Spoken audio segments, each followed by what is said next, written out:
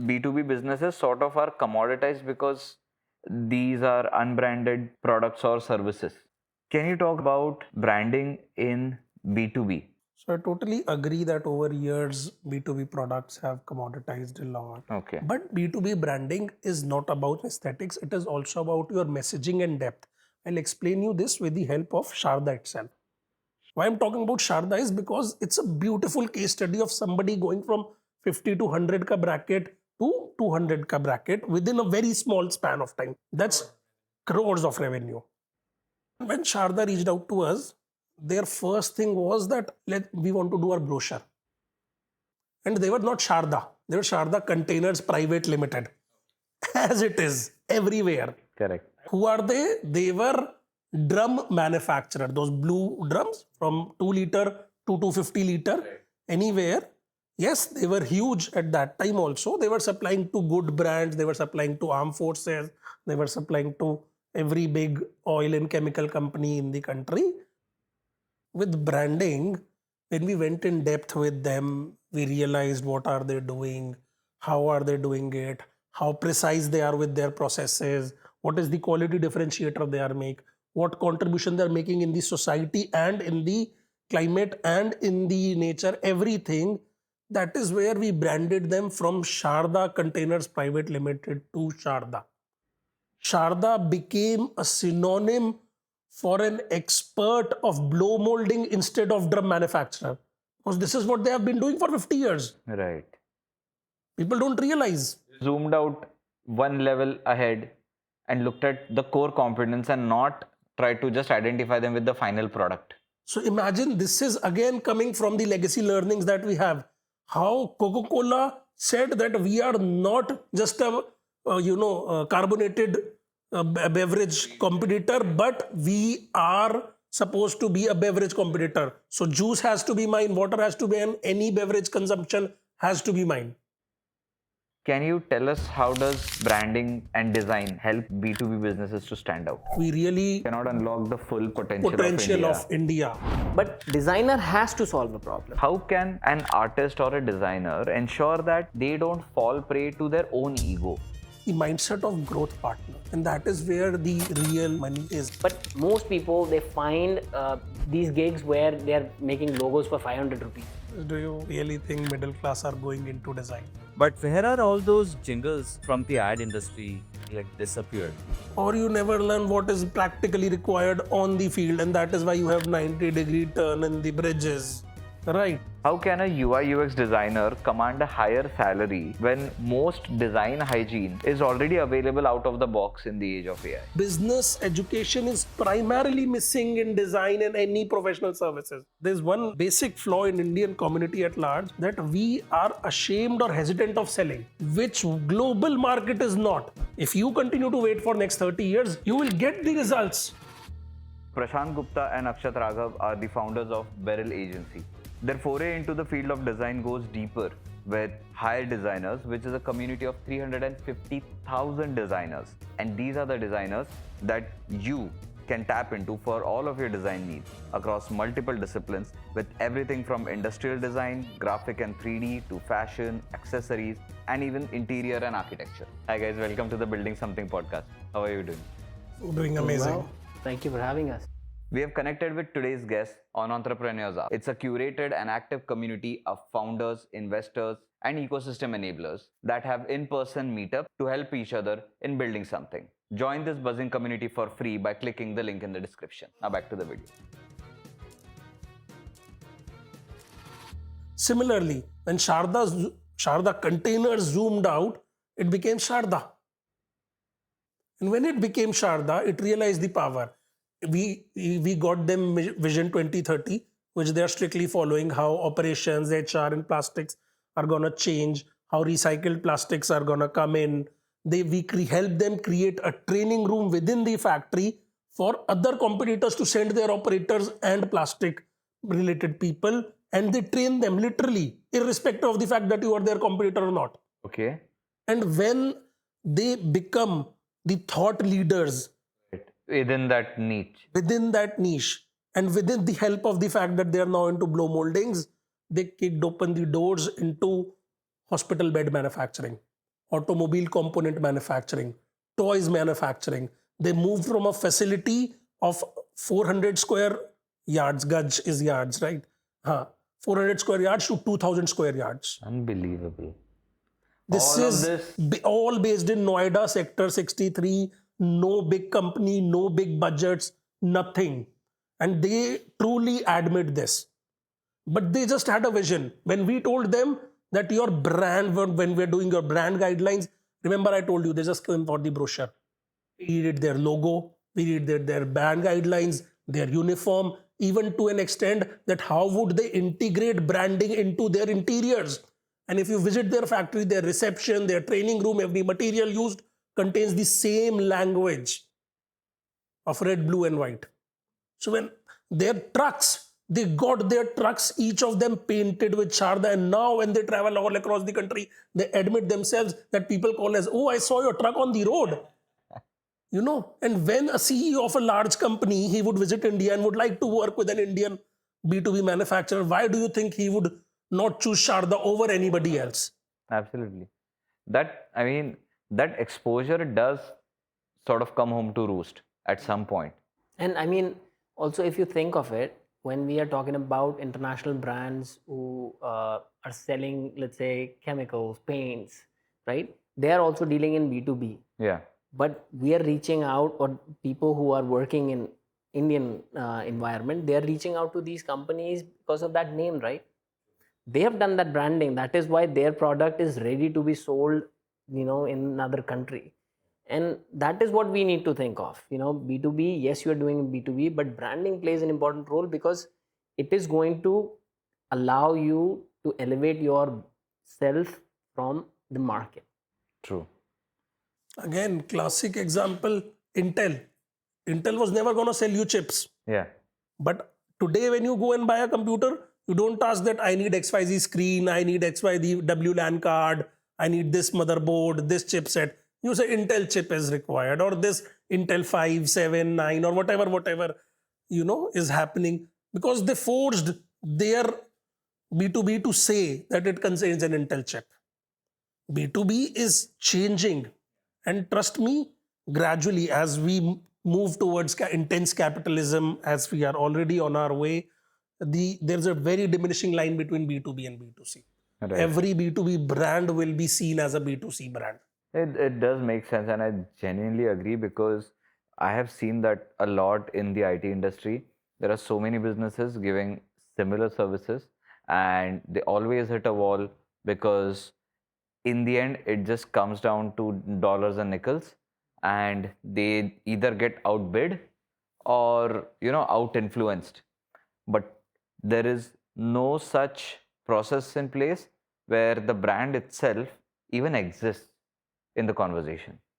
So I think B2B guys need to sort of pick up their branding game a little bit. And we are an economy because 85% is still MSME. Look at the GST registration data. It is not about these IT export. It is not about Reliance, Ambani's and Adani's. It is about the backbone of the country that survived the Great Depression, that survived the wars, that survived everything, is because MSME has been conducting its business. Until the time we grow this, we really Cannot unlock the full potential of India. So talking about unlocking India's potential, right? India's youth is obviously the core part of India's growth, and it will always be the case. But time and again, I've seen this, especially in the field of design. Every designer, they come in, they do their work, but they always fail at one point, and that point is, how do they place themselves in a premium positioning? If they choose to place themselves in the premium sector, first of all, you know, everybody is looking for credible source in terms of what have you done in the past. If you have done projects which allow for me to understand that yes, you understand premium as a sector, you know, what it requires, what it takes, and you know, how would you go about putting my brand in the same sector, then that portfolio has to say and communicate that well, right? For designer, that is the one most important document. You know, your portfolio, which communicates what results you were able to get for somebody else. And it also requires very similar, what we've been talking about, branding. Every individual, if they're a designer, they don't have to go out to somebody else. They have to do that bit for themselves. And if they are thinking of putting themselves in the premium market, then they also have to look premium. Yeah. They have to look that they are going to definitely do justice to my brand And deliver the kind of results they're promising. So whatever we have been talking about, it's going to take all that for an individual. So whether it is being done for a company which has 500 people behind it, 50 people behind it, or it's just a one-man army, Yeah. branding doesn't change. It is going to apply in the same manner. It's just that you're thinking of scale and all those systems, which may not be required today. But if you do scale from one person to a small agency, so that's just the system that they have to align with. So I always tell designers, because I take these workshops of business coaching for designers.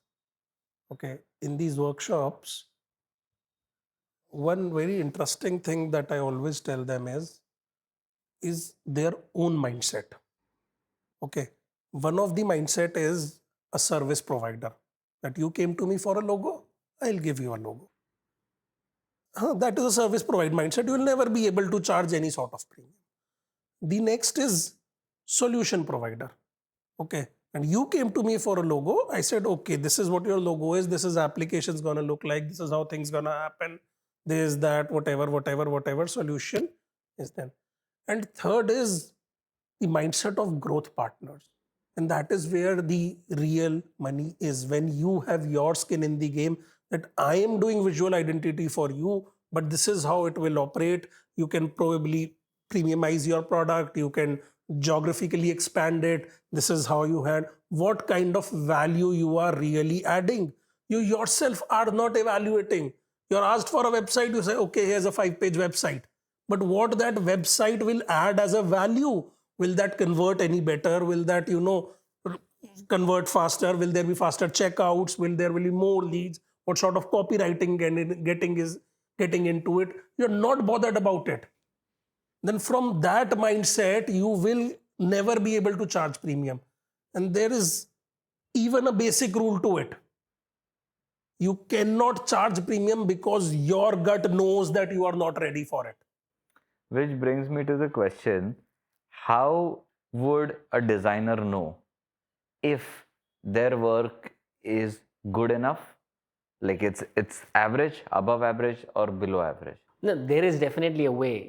What industry is doing is out in the public, right? So what if you have worked on a project, how well it is able to perform and meet the requirements that, let's say I hired you to solve a problem of mine, right? The whole success of this project is going to be dependent upon whether the problem is being solved. If you don't solve the problem and you expect that, okay, I had an answer, whether that was the right answer or not is not the question, then that is a big problem that you have, right? So if you have solved somebody's problem, you need to understand what kind of results were you able to deliver, what they able to get out of it.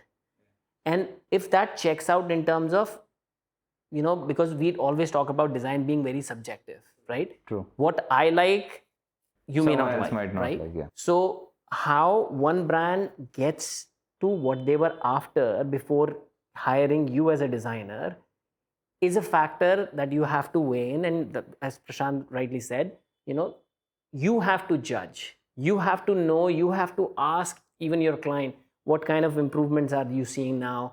Are you facing any difficulties? So all those factors are going to tell you that, okay, what I did was at par with what a successful, project looks like. Right. Because I can't say, Apple is successful and how they launch and how they do things, what they are coming up with. Without comparing, then you have to compare every single aspect. Every right? aspect. Their budget, It's- their product. It has to their be scale, everything. It will never be apple to apple then. Literally, right? So, But I also see a lot of delusional designers and artists with a misplaced sense of artistic authority. Okay, I know it's a bit of a pain point, but it's a genuine issue for clients and outsiders. Like, how can an artist or a designer ensure that they don't fall prey to their own ego? Okay, so I can't say much about the artist, right? See, even you are scared. No. No, not scared. Artists Why and I'm saying, designers. from my perspective, artists and designers are very two different people, right? Why I say that, I'll help you understand. Artist has to express, through any medium that they choose, they are expressing themselves, or even a cause or thing that they believe. Designer is basically, in my understanding, has to solve a problem. Got it. Artist doesn't have to solve a problem. Right. They just have to communicate. If they solve a problem, well and good, right? Right. That through that piece they are able to solve a problem, well and good. But designer has to solve a problem. Got it. If they are not able to solve the problem, then it's a failure, and Like that is you how we mentioned see it. earlier, if you want to see if you are better than someone else or not, go Correct. check your results. You'll get your answer. Correct. So artist having an ego doesn't matter. We have to put up with it. It's just how they work, how and it that is, is yeah. how it is. But but for a designer, they have to put their ego aside in terms of they have to understand, empathize, with what they are working on. Right. And if I like blue, as a designer or as a person, doesn't mean I'll start, designing everything me that blue. Yeah. Because your brand, your audience Doesn't may not reflect like it. that, right? They may not even align with it. So I can't just force it. I can't bring my ego, my biases into this whole project and say, nay, just go and give them, they'll like it.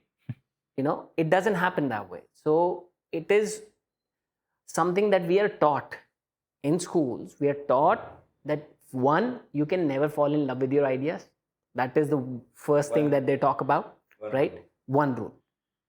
Then second thing is, if you're working for someone, you have to be completely away from the project in terms of biases should not be there. Don't get attached to it. Don't make it personal. Look at the results. Look at the process. Trust the process. Right, because that is the only way for you to judge whether things are moving in the right direction or not. Correct. Because design is an iterative process. And subjective. Exactly. So what you're doing today may not be right tomorrow. Yeah. But what you're doing today has to be right for today. Slowly you move on and you keep on making that effort. मैं बस थोड़ा सा times अक्षत से differ करता हूँ मारेगा ये मेरे को अलग से designers also have an expression, right? There are architects who have a certain style. There are fashion designers who have a certain form of expression, right? It could be anything. It could be loud, it could be street, it could be bold, it could be, my body, my control, whatever their form of expression is. But I feel this is again a very fine line that is often overlapped between art and design. So design along with solving the problem. Yes, problem solving cannot be eliminated because that is the core. Right. And as they say, form follows function, but form definitely follows the function. Form is not completely missing. That okay, function is there. There's no sense of form. Right. So it Even has then, to even be. in that case, you're a bad designer. Yes. So I believe that even when you are solving the problem, aesthetically doing it or more pleasingly doing it is a better way of doing is how I treat it. And about the ego part, I don't think even if they have some of it, there's nothing wrong about it. Because if I don't stand by my design, nobody else would be. I am the expert. I always tell that I am the doctor. You can't come and tell me that, okay, doctor, write me paracetamol. You have to just tell me that I have pain here or here, and I will tell you what is your prescription, not the other way around. So me having ego is still okay because I know what brings that ego. Yeah. But that's the thing, right? You're coming from an experience based off of, like he said, the performance, right? That you have proved yourself in the past. My grief or my qualm is mainly about people with unearned confidence sort of going about and giving a bad name to all designers, because there are deserving designers who need to stand by their work, like you said, and then there are yahoos who haven't pulled much, but because they think they stand in the realm and under the shadows of giant artists, they can just do anything. Right. I mean, so what Prashant was saying, if Sabyasachi is not going to do things like Sabyasachi, he'll never be Sabyasachi, right? But good for him, right? He's really good at it. Right. That's my point. That's the point, right? If some idiot stands up and says, See, everybody was an idiot at some point. I understand. And that's why it's like, have an ego, but ego has to come after a point, right? Once you have dealt with enough to say, okay, I know what I'm doing. At least 15 years of your time. Whatever, X number of years. But initially you have to understand, the problems that you're solving, understand what it takes to solve those problems, understand the market, understand clients. And for that, you have to let go of the ego and you have to understand ki galtiyan hongi. So if you're going to make mistakes, you're going to only learn. But hopefully you're not, making mistakes and somebody is paying for it. That's the intent, and that's how you have to be honest about the process, and that's how you go about it. Absolutely. And, with all of the human factor in designing, we see that getting partly eroded with AI coming in the mix, right? Especially in the web designing front. I have personally seen it. AI platforms like Lovable, or you can go on Claude Code, they seem to have sort of commoditized web design per se. How can a UI UX designer command a higher salary when most design hygiene is already available out of the box in the age of AI? So, two things. I don't exactly remember, but I think it's now been 3 years or 4 years when Lovable and Claude and platforms like these who do are in full force. Not exceeding 4 for sure. No. Maybe a little more than 2 years. If you go back like 5 years, 6 years, you will realize that humans themselves have templatized most of the things. True. If I at times give this example, which I also feel very not so happy about, but if I take Netflix, if I remove the movies from there, put in dresses, it will hardly take any time to become Myntra. Yeah. It's about small cards. Structurally, yeah. Cards flow, categories. Precisely.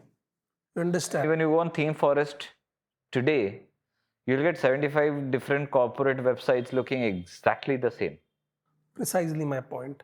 So, UI UX or any form of design is never about tool. It's again going to industrial revolution and saying just because now machines are coming, labor would die. That never happened, no. We grew from 2 billion to 8 billion. Nobody is out of work because of machines. So is with AI. The job of the designer is lot of human involved things. UI can give you a design or probably a small journey. It can't tell you the contingency that at this point, because we as UI UX designer believe that the main purpose is to give user a choice, allow them to choose and allow them to change their choices. So when you do these 3 things in depth, you will see that there are a lot of branching out within the user flow, which till date, I don't believe any of this AI is capable of doing a fully functional thing, because they don't think of contingency. When we do design, when you do design, or when any good designer does a design, he always thinks of what at this point I'm stuck and I feel to immediately switch to this.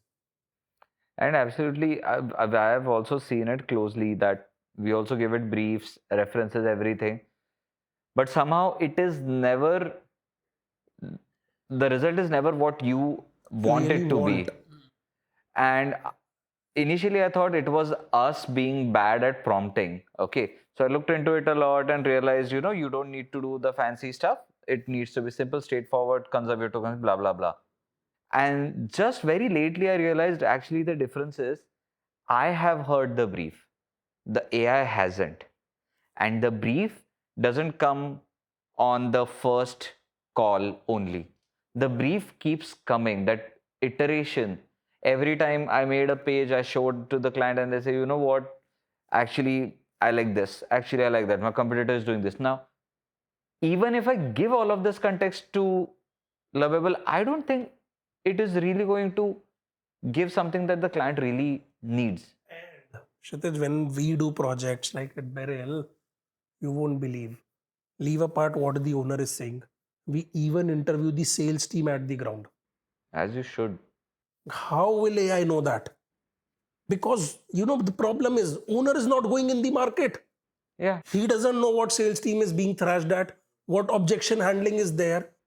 B2C, B2B, whatever segment you are in.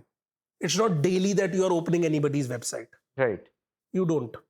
It's possibly at the A when you are First point of contact. first point of contact, either just before that, just after that, or you are making a purchase if it is an e-commerce Consideration times. website.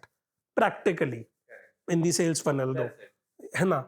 And at that point, if you cannot handle those real-time ground objections, if you cannot reassure, if you cannot make a sense of flow of the information, what comes first?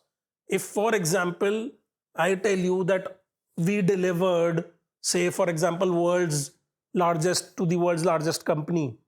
If I don't say it first, then I'm not building in credibility for anybody to read in further. Right.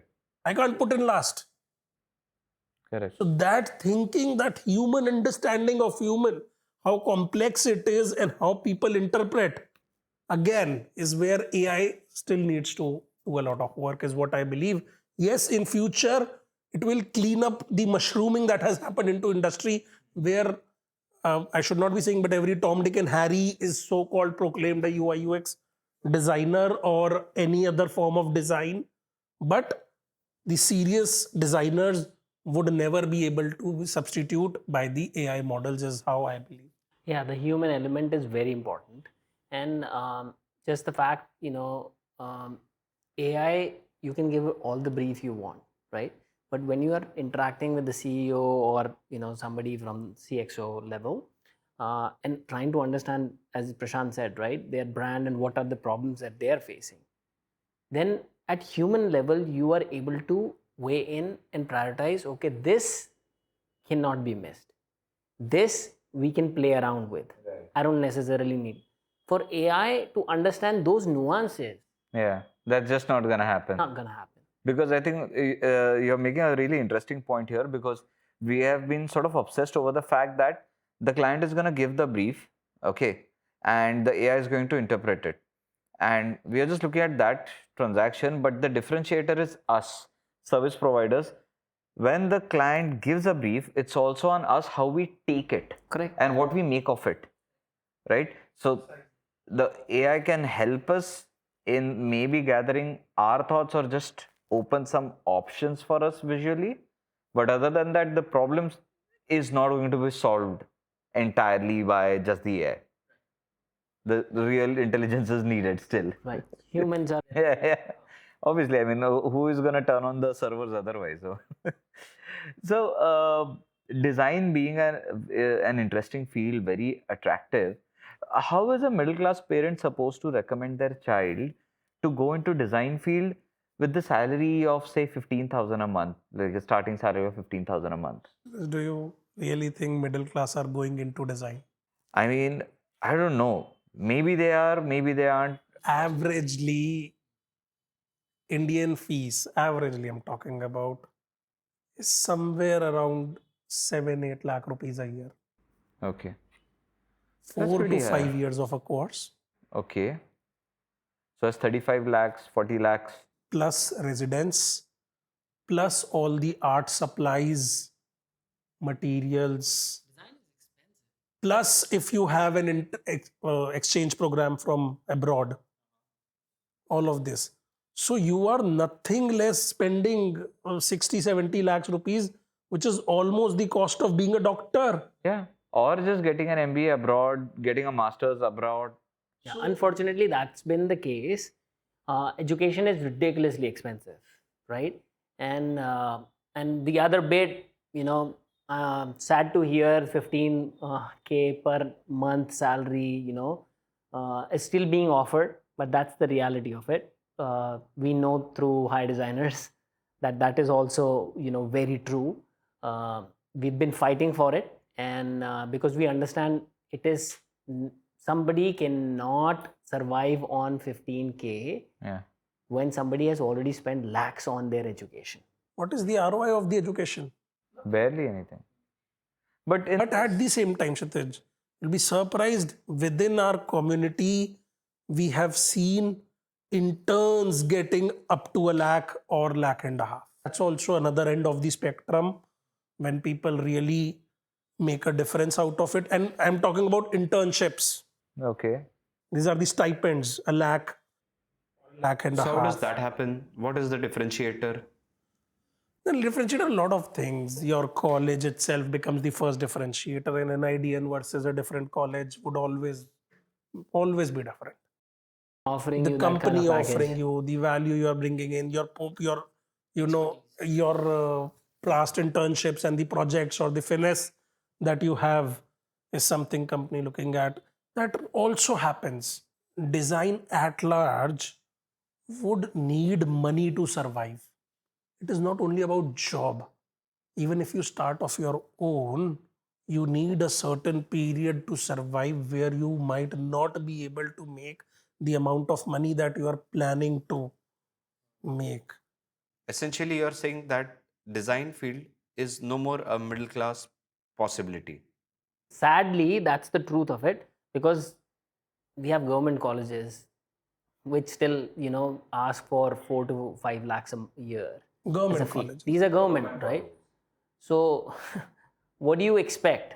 So, but luckily through high designers, we have come across lots and lots of super talented designers who are self-taught. They're using, YouTube, or they have interned with somebody, and they are doing really well. But it's not the easy way around. Reason being, a lot of companies will outright say no to you just because you don't have a degree, and that is just the system that they have. But unfortunately, that's the case. And Prashant and I, we were talking other day, 5-6 years ago, when we didn't have these many colleges offering design education, we were looking at that a lot of these colleges are popping up. So hopefully there will be reduction on the fees factor, Right. because now you have more people who are offering this course. But unfortunately, we did not see that happening at all. And I feel Maybe it's just that from their perspective, there was increase in demand and they were able to just sort of outprice each other. Even system is trying to fight. Industry has been resisting a lot. So NIFT issued an official letter which said that each designer passing out from NIFT deserves a minimum of 8 lakhs of a package. But unfortunately, industry, as you rightly mentioned, pushes them in another direction. And somehow, I feel personally, from our childhood, the education has played a very different role. We don't learn to say no to such jobs. If community at large would say that no, none of us would work at 15K, industry will be forced to change this. But Not everyone comes from the same background, they aren't the same. there are a lot of factors for sure. Yeah, so many And factors. and in fact, you'll be surprised, the self-taught designer that Akshat was talking about was placed in a company which is backed by the person responsible for bringing Aadhaar into the country. So I'm talking of a giant, huge corporate, and he was placed at a good package of 12 lakh rupees to begin with. So it is not something that, design is only by the virtue of education, but education is very, very crucial part of the design. Not without the technicals, you will not be able to make it in most of the fields. But then in this situation, especially starting out, are most design graduates simply not industry ready, or is it that the industry is expecting more out of them? both. So industry definitely has expectations which are on the higher side for sure. But also the fact that industry ready students graduating or designers graduating from colleges is something that colleges are not able to take care of. Okay, they are not able to provide those kind of opportunities for kids to really learn, and multiple factors for that. So that's all colleges, or Pretty the much. top colleges doing है great? ही नहीं ना. अब ये design की बात नहीं है, हर चीज की बात है. Professional colleges, you go for engineering, you only learn engineering, you never learn business, Right. or you never learn what is practically required on the field, and that is why you have 90-degree turn in the bridges. Right? I mean, it's not even CAs, not even lawyers. Nobody is taught the holistic view of how to make money. Right. The money education itself is lacking in our country. You were saying that, when I was thinking about your question, designers being offered 15K, I think was in a previous question. The unfortunate circumstances that lawyers, CAs, engineers, struggling at 20, 25,000, mass hiring, all know the companies. Nowhere it is any different. It's just that they're still able to make some ROI because their college fees are. Design is something that comes last in our priority of needs. And only wealthy are able to invest into it. Unfortunately, yeah. Unfortunately, yes. Because Akshat was saying other day, it was his point, that nobody thought of designing a proper hull for farming. For us, design was always either interior design, fashion design, or graphic design. No one is looking at industrial design. No one wants to do the hard designing challenges. It was never seen as a problem-solving tool, which is the main reason why design exists. It's a problem-solving tool for the West, right? That's how they see it. That's how they pretty much implement that. If something can be improved through design, let's do it. I mean, Leonardo da Vinci's entire life's work has been 100,000 ways of putting pulleys and probes together to pull and push it. And honestly, he was not an artist. He was barely an engineer, but at the core, he was a designer. And that problem-solving attitude got him places. But it's, especially in India, we lack that. We just think if something is working, We'll follow it. continue. Tell us to follow, we will follow. But don't ask us to read. Unfortunate. So this is where we come in. So, what kind of advice in these kinds of situations is a bit harmful to designers? One advice each. Okay. So something that I always tell all my mentees and students, which may not be pretty obvious, don't jump for freelance gigs during your education. Don't jump. Reason being, it will happen. Yeah, it's inevitable. It will happen on its own. But during this time, you need to learn and understand how things run. So if instead of taking internship as an option, if you take freelance, what happens is you lost an opportunity to learn the business.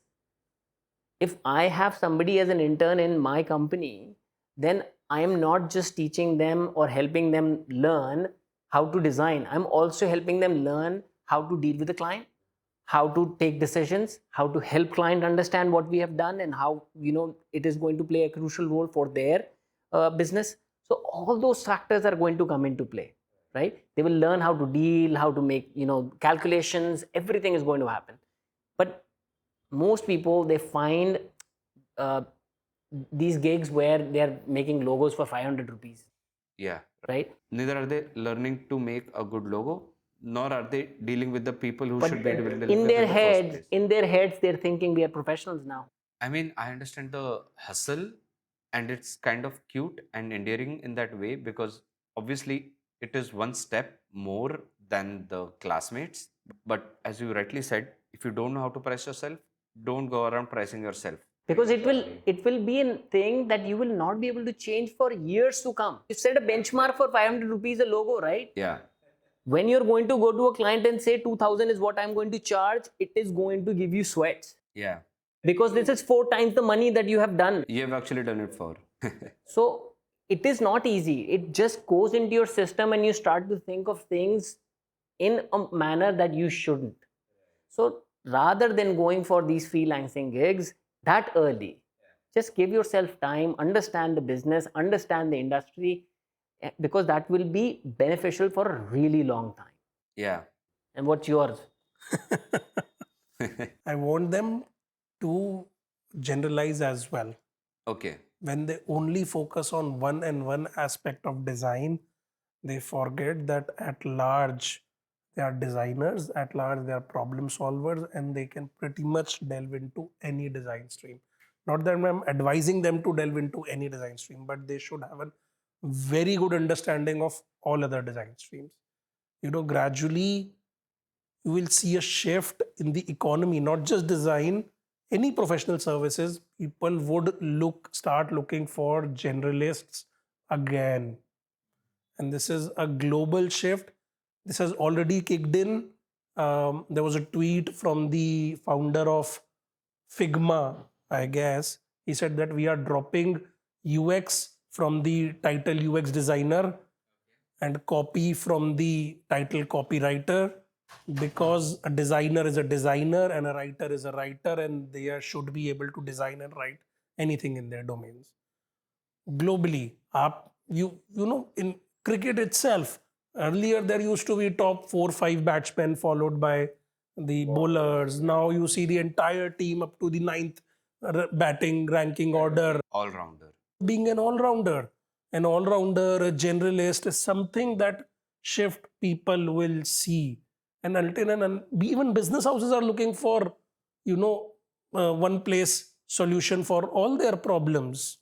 If you do not understand other, you will never be able to transfer your design relevant to other departments. And that will cause you a problem. And especially in the world of AI, if you're a journalist, you'll have understanding of other aspects you can communicate, right? To get results. If I'm only going to have understanding of my discipline, then I'm only going to leave everything to AI for the rest That of is the true. things, Correct. right? So if I am talking about give me an image, then I should have some understanding of photography. True. Correct. Even if I'm a graphic Angles, lighting, angles, lighting, contrast, shadows, the everything. lens that this is what I'm looking at, this Correct. is how far I want, the depth of field, and then all those factors are going to come into play. And you will not be going out to your friends like, can you give that part to the AI? So it helps. Just imagine you have to design a packaging for a camera itself. Then you should know what will happen, how will it be thrown in the transportation, what happens if it drops, how to protect the lens. You have to consider all those things. You can't be just, I am a graphic designer, because packaging especially falls for graphic designers. But they should also know structure, Okay. They should know if box a particular folding, material- plastic, metals, everything. Otherwise, how will they tell the vendor that this is what his desired outcome is? or rather, even that sort of a further situation. The first point is, how will you know that this is possible? Precisely. If you don't understand the material science, how will you know that a certain material could bend, fold, stay structured in some way? I mean, for that matter, do you know those camping tools where it's a pack that carries heat? Like you just break it and keep it, and it'll start heating your food. That to me is more design than science, right? And these kinds of thought processes are what we need more, I think. And when I say do not specialize, I also practice it in Beryl. We have never gone into specific industry, though we were tempted a lot to do so. You will see designers who will say, I expert in food, I expertise in only in restaurants, I do only this. But I tell my client that if you are into plastics and I do not tell you what pharma is doing, what rubber is doing, you will never be able to get best practices from other places. And neither will you be able to stand out. Because everybody consulting is doing the same. If I am picking a new feather of learning from across the pond, from across the industry, and you need to my, it is probably going to be groundbreaking. That has to be. And design in that way is quite subjective. So, how are HR executives supposed to hire objectively right or wrong people? We have a lot of HR clients, be sensitive. So that was the birth of hire designers. Right. In most cases, with all due respect to their skills, their, experience or anything, they are still not able to vet designers as designers can do. And therefore, this hire designers was built for designers by designers. Because all our recruiters come from design background. And then with design, it's not about putting an ATS, it's not about CV, it's not also about, it is about portfolio, but then there's one factor which portfolio does not directly say is nurturability. That you might be coming in your life, you worked for 5 years for ethnic wear, ethnic women wear. Now you are getting an opportunity into menswear. Not that you can't do, but I have to see that nurturability because your portfolio till date has nothing about menswear. Right. I have to see the smaller factors ki he can pick up. He has some sense of embroidery, some sense of elegance. He knows where the stiff part goes in, how the falls and drapes look like. So, short of going on hire designers, you would recommend HR people include some kind of a design expert into their hiring process to sort of do the vetting? Well, yes, if they can, most certainly yes, but unfortunately, they'll not be able to find too many of designers who would like to pivot into HR. And hire designers is not just offering this, it's also about, as we say, we are a community of 3.5 lakh designers. So we have reached to those candidates who will never be found on LinkedIn or Naukri now. So hire designers has really raised the benchmarks in design hiring to next level. People come up with all sorts of weird requirements. Somebody needs a museum designer. Now this is not taught anywhere. Somebody needs an airport designer. This is not taught anywhere. Right. Somebody needs we have a client from US who needs Indian couture for American people. Now that's a blend which you will not easily find. So we have to look into experiences, people who have pivoted from one role to another, from one discipline to design or design to another, and then back to design. A lot of permutation combination goes into identifying the right talent for the company. And the cost of wrong hiring is a lot more than people realize. Even with all of these factors in, okay, it's so difficult to sort of establish a design practice or design business. Yet we see that so many talented designers in India still struggle to get clients, whereas mediocre agencies tend to somehow do well or are booked the entire year. Is there a good reason for this? So when you say designers, are you talking about individuals? Yeah, mostly. So one basic thing, if you're an agency and you have people on your payroll, you're responsible for them. Yeah. So you will pretty much pick anything that comes your way if you have to pay their salaries. True. Right? So you may look like overbooked for the entire year, maybe by choice or not. That is something only an agency can tell. Right? A designer would think this is not the right project for me. And they are very picky and choosy about certain things. And because struggling is on both sides. Everybody is struggling. And especially in design, right now we are still at the very early age of people understanding importance of design. Until today, like few years back, it was only considered as a luxury thing. And Corona played a very crucial role in this, right? It came at a time where people realized design could have helped them survive through Corona a little better, right?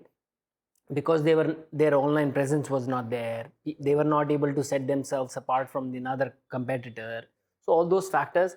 So when we're talking about struggle, it's across, every, whether it's an individual or an agency, Across the spectrum. across the spectrum. But it's just, it feels to us, especially because we know the agency side and we also know individual design side.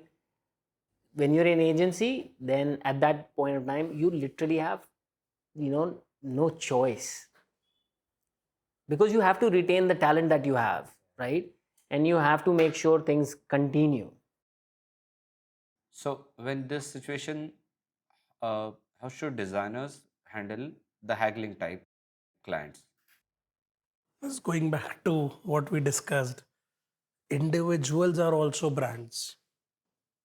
If they are not branding themselves correctly, they will never be able to just stop haggling, but also premiumize themselves. They'll always have to have a discount. Why? Because you were not positioned right, your communication of what you can deliver as a value, your growth mindset was not exactly communicated, and you are just another product for them. It's like buying salt. Right. This or that, anything would add saltiness to my taste. So in that case, is client acquisition in design especially more about skills and sales ability, or is it more about personal connections? See, this is again different. You have to think it like a product. You are saying, is success of a good product is about the good product or the marketing of it? Both. Because marketing will get you the first buy, but second buy is the good product. Or is it goodbye? So my sales, my network can get me the first client. But if I'm not able to deliver, there is no repeat buy or the reference. So I killed 5 other. So my skill is my product.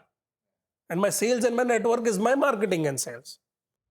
So we have to be good at both. There is no This is way what we around have it. been telling you. Business education is primarily missing in design and any professional services. Business designers को ये भी नहीं पता कि कितना coat करना है, कैसे कोट करना है, proposal, how to write a proposal, how to write a contract, how to safeguard themselves, how to request for a scope, nothing. Even they don't know the concept of scope creep. And they just keep giving revisions after revisions and just keep working like a dog for like nights on nights just for the client to say, Maza nahi aa raha hai. So that is why I said freelancing is something that you hold back. Yeah, you hold out. Exactly. That if you are able to communicate to a client right upfront in the beginning of the project that this is how it's going to go, this is how the whole project is going to flow, and this is what I'm going to deliver, this is what you're going to pay me, right? Those transparency are set right in the beginning of it, that this is how it is going to approach.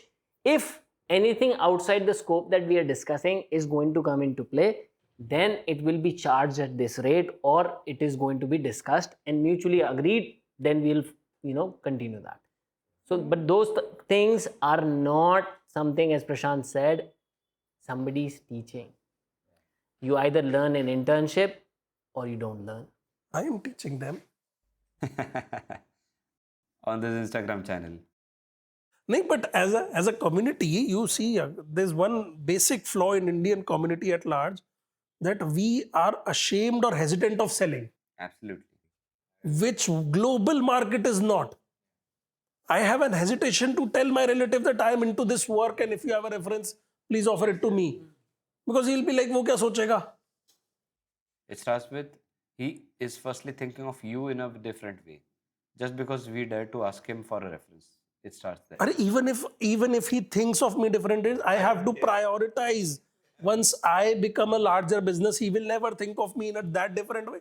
He'll say that, oh, I give him that first client to him. That's one of the branding exercise that he teaches all the students, is reaching out to your friends and family and doing the branding bit from there, because that's where the most hesitation comes in, right? I can talk to somebody random and tell them anything, The moment I know this person knows me, There is this I'll have hesitation. fear.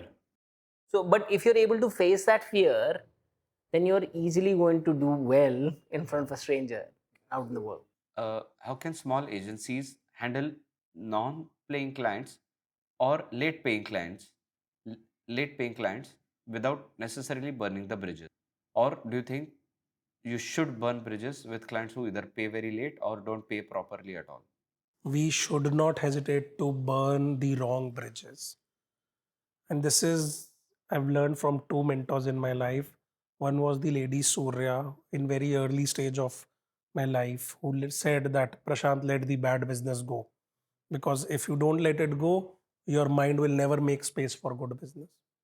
And the same was taught to me by a recent business coach, Akshat Raghava, that either tell them your value, convert them to people who stick by your agreed principles or guidelines, or let them go. Because they are doing no good to you in any given form.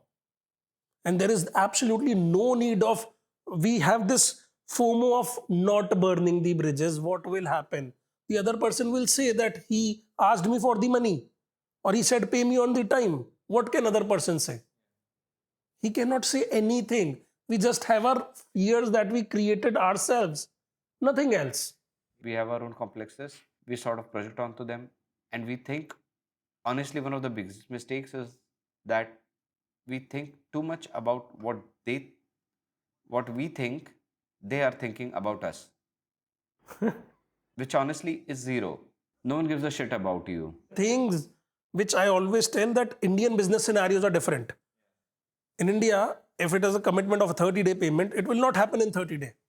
You have to learn that part. It will take for up to 45 or probably 60, depending upon how your flexibility and relationship is. That is not considered late payment for me. Got it. You have to Because realize. it's a context. It is definitely there.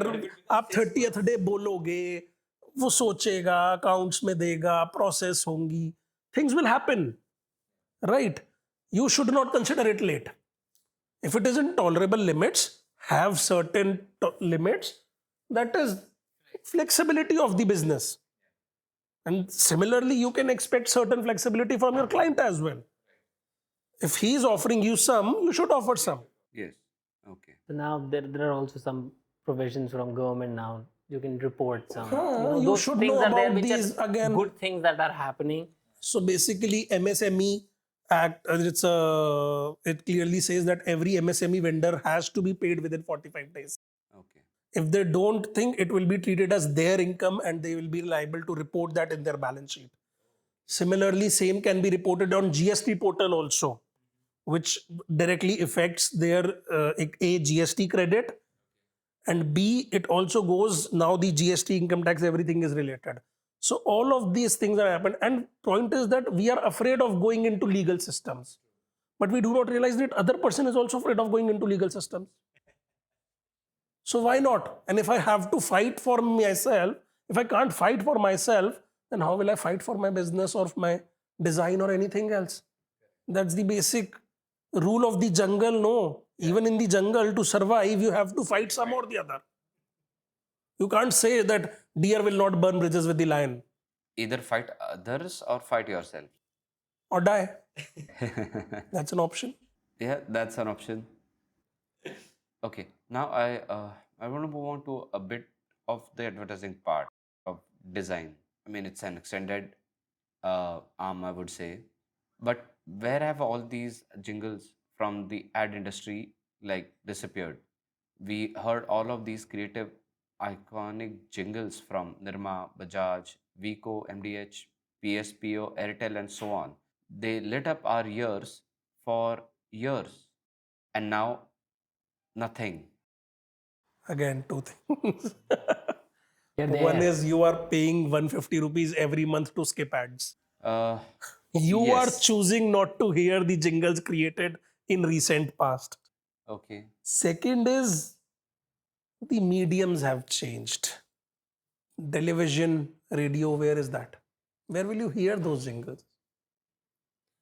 Third is They are they're not there. there. No, they're there. Okay. It's just that they're now changing it so often that I'm not able to come to your memory. Oh, With jingle that was being played for 3-4 years, it became iconic because repetitive, right? It was like I grew up with them. correct. So if you were saying, ting, ting, ting, ting, Yeah. it rings a bell. You know what I'm talking about. I don't have to tell you anything, right? Because it was played so many times that you have that recall. And that is what branding does actually, right? That recall has to come. But now what is happening is social media is expecting you, or it is told that you should continue with new ads every day. That is how you reach out to your audience. But when you do, the downside is you're just another brand doing the exact same thing and confusing the audience. All right. Yeah, I do agree. But then what happened to storytelling in advertisements like Dhara, Cadbury, Captain Cook, Fevikwik, Happy Dent? These visuals, I mean, why are all modern ads so drab? Like these are just absolute soulless rather than engaging in multi-layer relationship with their audience. Practically the same, Kshitij, that storytelling is everywhere. It's the consumer is changing. So as you know that Google claims that the average attention span has reduced to 3.5 seconds as probably. So is that the long form of advertising and storytelling has reduced to immediate attention and instant gratification. But then doesn't that also mean that the story has vanished? Right. Then there's a shorter form of energy. If you say that the coming of T20 is vanishing of the cricket, it is not. But the real pushback to it is sure, 50 overs, like test match, 5 days became a 1 day, 50 overs, then it became 20 overs. But there is a point where maybe you are playing for 1 over and the game isn't just the game anymore, right? So the shots are so short. At I mean, at what point is it a shot and not a bikini? Like, where is are we really not losing story here? It's just getting very difficult to communicate a story in that short time of span, because now we are almost haiku or something. What is that? It's called haiku, the 4 lines. So it's kind of like earlier you had ads which would go 45 seconds to a minute, Yeah, minute and minute and a half even. right? And they were able to literally paint a picture on your mind. This is what's happening. This is what it's all about. And Prahlad Kakkad, right? Amazing how he communicated. Prasoon Joshi, right? And now what is happening is within 10 seconds, there is a skip button also that is on your, head, that you have to communicate something, you have to relate, you have to find something which will allow for somebody to not hit the skip button and watch the whole commercial. And it has become very difficult for even the brightest of the minds to go past that. And that's just the world we live in right now. And it is definitely sad, because the moment we get an opportunity to skip an ad, we skip it. Yeah. So with all of this said, in a world that you're saying it's sort of dominated by performance marketing, what can a brand do today that can make it truly stand out the way post-liberalization era of the 90s, where brands sort of stood out and just flourished? What can a brand do now in this time? As we just spoke about, the consumer has changed, the era has changed. When you are speaking of 1990 to 1999, probably post liberalization era, the pie was so big that despite having their mouth full, brands had scope to expand, or more brands to come in, or for them to expand. But now we are gradually moving towards saturated market, almost all of them, right? So brands have to understand that this is what is required today, and they need continuous need to work on their overall experience, which I said pre-purchase and the post experience. And second, that I already mentioned, is continuously work on creating a better version of themselves. Otherwise, they will be taken over by somebody else. Brand can only do this much. Brand can think of new avenues, new markets, new delivery methods, and they'll be a hit. As much as what did Urban Clap did. It was offering the same service, but the delivery method changed. Right. Right? So people don't understand. There are 4 things that you can change. You can change the product if it's not working. You can change the way it has been delivered, which is placement. You can change the market, or you can change the marketing. Right. These are the only 4 options. There is no possible 5th option. And because of the, every business, no, I'll skip this part, but the whole idea is that every business, certain business have entry barriers, certain business have exit barriers. Okay, na? So we have to understand what kind of business it is and how do we create those. When we brand particular company or a product or anything, we also tell them that we are creating it difficult for your competitors to come in because of the perception that I now have to compete with this. Right.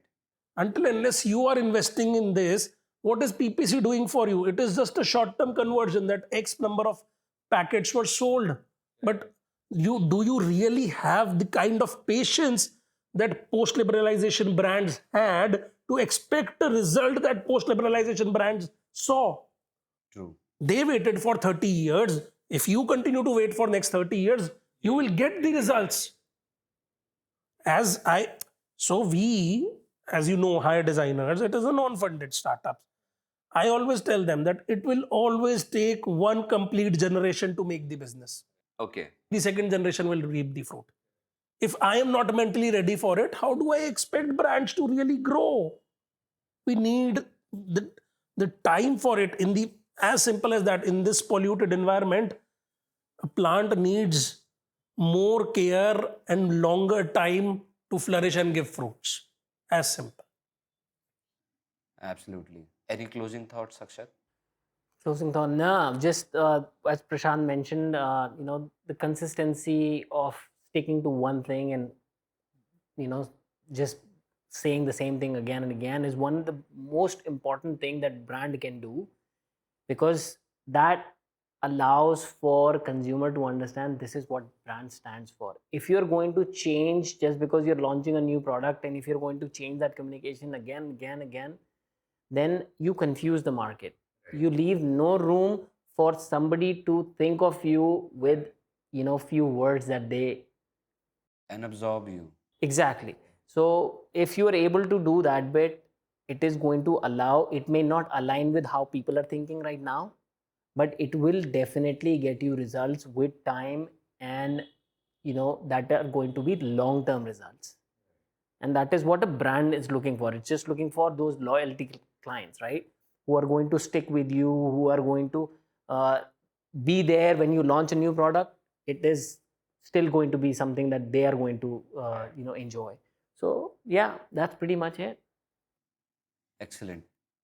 Guys, it was a pleasure hosting you, Prashant, Akshat, and it was so fun to be here at your offices at Beryl in Delhi.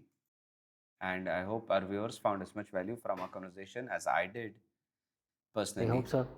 So, where can our viewers find you? Where should they go to look out for things that you have to offer? So, different audiences, different selling. Yes. If you are a brand looking to get yourself brand, to get out of the rat race, to create a legacy brand, expand yourself, or funding yourself anytime soon through anyways, check out our website www.beryl.agency. If you are somebody who is willing to hire designers through us, reach out to us at hiredesigners.in. If you are a designer looking for registration, go check our Insta right now. And for any other thing, both of us are super active on our LinkedIn. Directly search for us. We'll be the top result. Thank you. If you do think that the world needs to hear what you have to say, click on the guest form link in the description and join me here on the Building Something pod. Let your voice reach our dim audience because you are building something. Thank you.